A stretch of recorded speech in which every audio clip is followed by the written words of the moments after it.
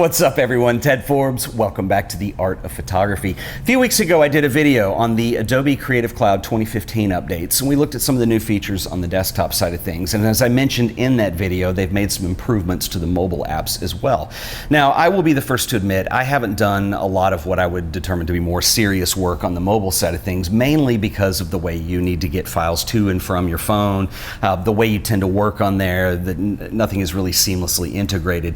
And so a lot of my mobile work has been limited to doing Instagram or Twitter or things of that nature, where I'm actually capturing from the phone and then I manipulate my images from there, but I would never do any serious work there until I started checking out some of these updates on the Creative Cloud. And it occurred to me I have not done a video because I really haven't used much in the way of Lightroom Mobile.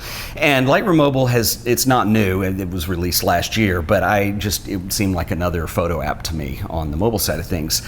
And as I was going through and looking at these, I was amazingly impressed by what Adobe have worked in there. And not only is it usable, but everything makes sense and it has a seamless integration with what they're doing on the desktop side of things. So I don't want to talk about how cool this is, I actually want to show you. So come on over to the computer and let's check out Lightroom Mobile. Okay, so we're in Lightroom right now, and on my phone I'm going to go ahead and open Lightroom Mobile, and you're going to see that what I have here is I have a collection that is synced, and this is how you're going to work on files across both Lightroom platforms, so the desktop and mobile. And so the way you're going to do this actually is if you go into the collections tab down here, and there's smart collections and all, you can create collections. And I've created one called mobile down here, and it's highlighted, and I put a couple images in there, and you can tell that it's synced up in the cloud over here by these little arrows. And so if those aren't lit, I think they're lit by default when you create a collection now. If they're not lit by default, you want to click on its little box that you can do to sync, and that's how you turn syncing on and off. And so the way you're going to be working here is it's going to sync the images up between the desktop and the mobile app. So if I go over to the mobile app right now, I'm just on the main screen here, and you'll see all your collections. I only have one synced right now, and it's that mobile collection. So if I tap that, it's going to show me all the images. And I intentionally started testing this out on the iPhone because the screen is smaller, and I wanted to see how Adobe had designed the user interface, how intuitive and easy it was going to be to use. And I'm going to admit, this really surprised me and actually blew me away. And I'll talk a little bit more about why I think that in a second. But it's very intuitive to use. It works in both portrait and landscape, and I'll move a little bit between the two since I realize that you're watching this video in 16:9. We can use more of the screen. So if I want to select an image to edit, I can go in here and let's say select this image. And basically you have, it's a real clean layout, but you have a set of options on the bottom of the screen there. And if I click this little tab over on the left-hand side, I can go in and flag things, I can rate things, I can make my selects. So this is really cool if you have shot a roll of images and you're about to jump on a plane and you want to go through and make your selects, or you want to go ahead and rate things and kind of try to figure that out and do some work. It gets more powerful than that though, which is really cool. You can crop with the crop tool. I can select this icon in the middle here, and this is going to give me essentially presets, and I can scroll through here and I can see what all is available. And if I go under creative, for instance, it's going to give me, I'm going to move this, hang on, let me move this over to portrait again so you can see more. They've got a couple cross-process presets. Anyway, it's basic Lightroom presets, so I can select one of these. Let's say I go for sepia tone. Let's go to cream tone. Let's do sepia since it'll be real obvious. Go back over. If at any time you want to reset that, you just scroll this little menu all the way to the left, and there's a reset tab, and I have several options in here of to what state of the image I wanted to reset it to. So let's go ahead and say reset all. Let's go in here. So those are the presets that I can do. If I click on this adjust button, what I'm going to do is I'm going to be presented with some basic stuff here that you are familiar with working at in Lightroom. So, black and white on and off, white balance, color temperature, tint, autotone, all this stuff. So if I want to go in here and adjust the exposure, bring that up a bit, and let's go and bring the highlights down just a hair. Let's open up those shadows a little bit.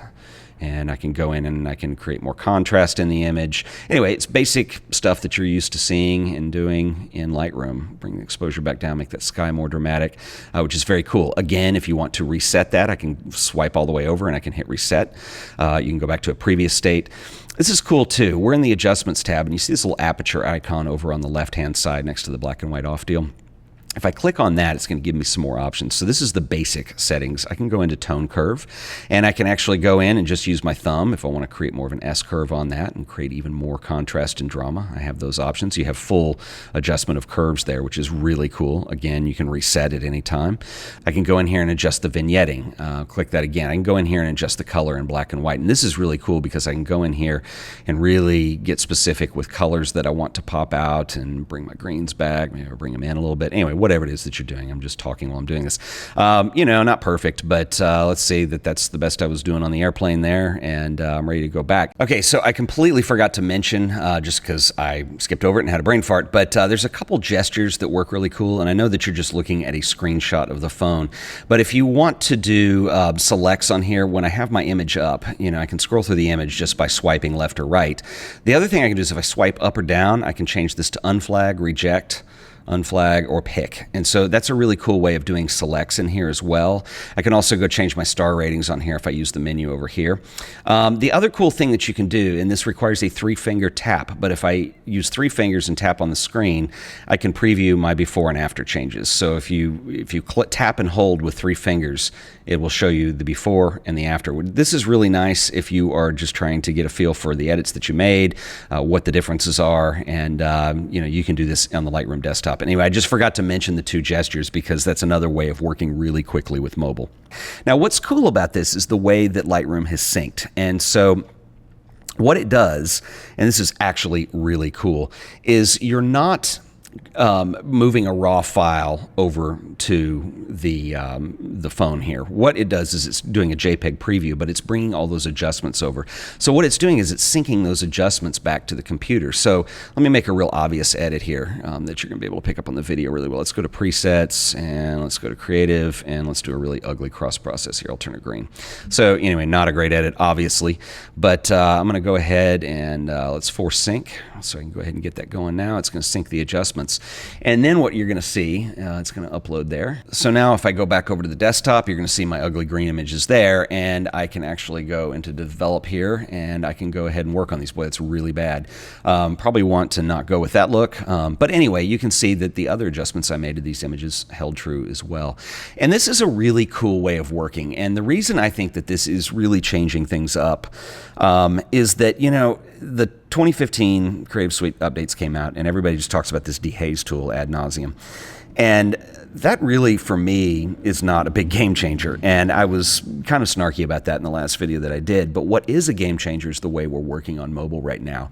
And what they did is they, rather than just making a mobile app, which is what we've seen up till now on Android or iOS, is that, you know, before getting your images over to the phone, making edits, and maybe it's a JPEG, and you got to go recreate that with the RAW file, you know, all that's over with. Right now, we have a way of syncing with the cloud that integrates the desktop into the mobile application, and I find that just amazing. I think it's going to change the way we work. Nothing is permanently committed to in terms of working mobily.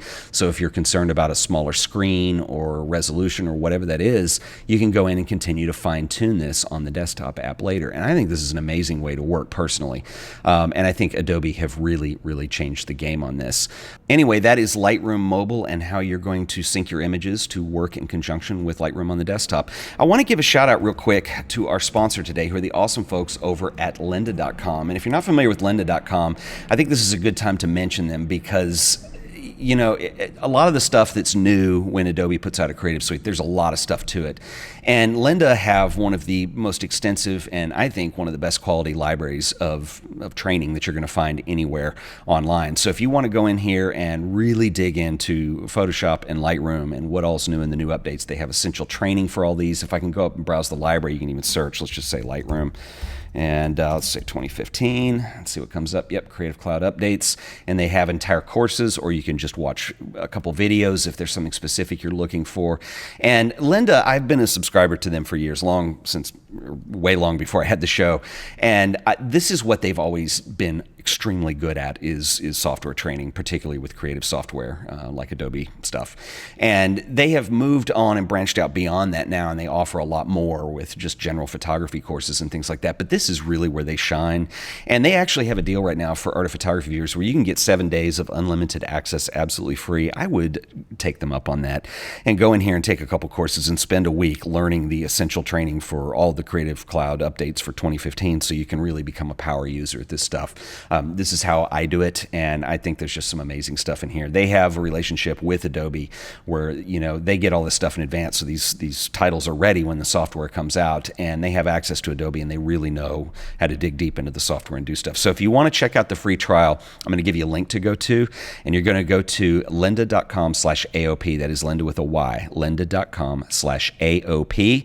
That lets them know that the Art of Photography sent you over there, and you're going to get 7 days of unlimited access to the entire website. Anyway, once again, it's lynda.com/AOP, and I want to give a special shout out to the folks at Lynda and thank them for once again sponsoring another episode of The Art of Photography. You can see that Adobe have obviously put an enormous amount of thought into what the mobile experience should be and how that integrates with the work that we do on the desktop. And I think this is a really critical point in terms of what mobile is becoming to us. You know, if you think about how inhuman it is that all of us as creatives spend an enormous amount of time in front of a computer screen and how that actually kills creativity to some degree, and to be able to come up with a way of working on things that inspires us and makes us feel more creative and gets us off of the desktop, and the whole idea of the metaphor of the desktop and the cartoon trash can, because mobile is so much more than that. And up to this point, there really hasn't been a big integration between the two, and I'm really glad to see Adobe doing this. In this video, I only talked about Lightroom Mobile, and they have several other apps as well that at first seem kind of gimmicky in how they work, but then you realize that they're trying to get us to think in different ways, and I really like that, and I think that's a really important thing to be able to do with mobile computing, particularly with creative work and imaging. They have an app, for instance, that will allow you to color grade footage for video, but you can select color palettes by either using, you know, the built-in camera on your phone or importing an image or something like that. And it's really cool how they're trying to get us to see things in different ways.